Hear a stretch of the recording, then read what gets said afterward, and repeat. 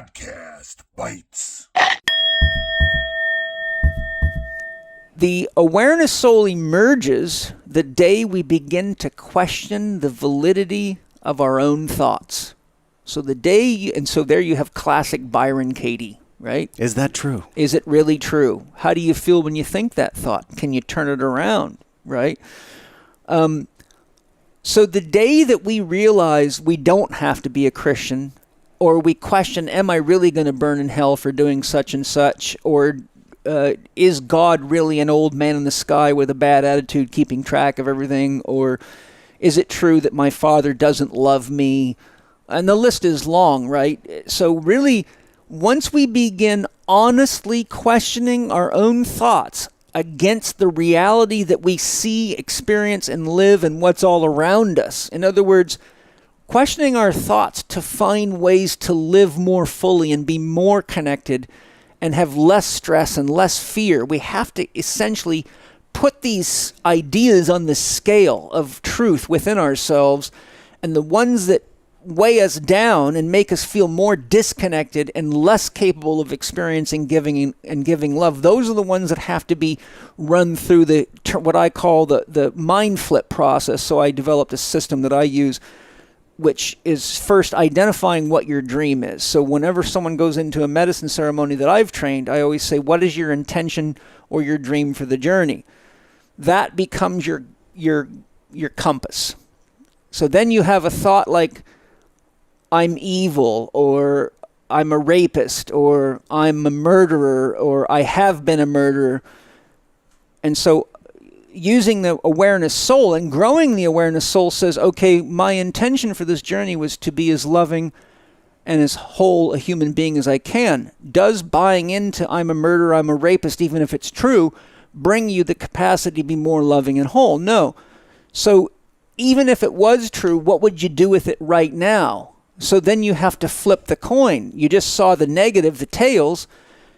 It does not get you to your dream. So you flip it over. Well, if I was a rapist or a murderer, now I realize how much I love life and how much I love human beings.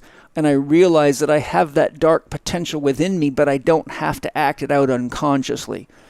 Now, if you put your awareness there and your intention there, if that was a kite, it's flying straight towards your dream. But if you go with the other one and you believe it just because it came up in your thoughts, now you're going in a downward spiral, and it's going to incite more fear and more separation, and you're going to be very afraid to talk to people about what you saw on that journey. Yeah. So now you have to conceal more, which means you're growing more shadow. So is it a choice of, in that moment of decision, indulgence in the thoughts that have no corollary to the dream? It's an indulgence. It's almost like a junk food for the mind that's not aligned with the dream. Well, a lot of this is all stuff that's trapped in your unconscious, but that's why it's called the unconscious, because you don't know it's there. You see, whenever you enculturate human beings, you set a consensus norm.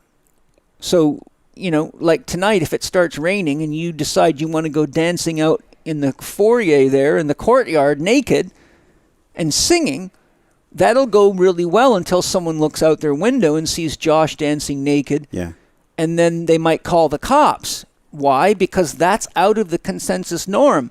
And so therefore, they're going to look at you as though you're some kind of a nutcase, or you're a drugger, or they're going to have they're going to check to see if you're out of your mind on something. But, so they do the blood test, they find out you're normal. They say, well, what the hell were you doing? And you say, I simply am celebrating life. It's beautiful. And there's plants and trees out there, and it's important for me to be honest about who I am. Well, what do they do with a guy like you, right?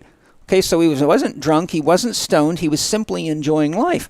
But the problem is if everybody starts doing that, well, people will be having way too much fun, and nobody knows what to do with that level of connection in a culture that's this entangled in its own shadow.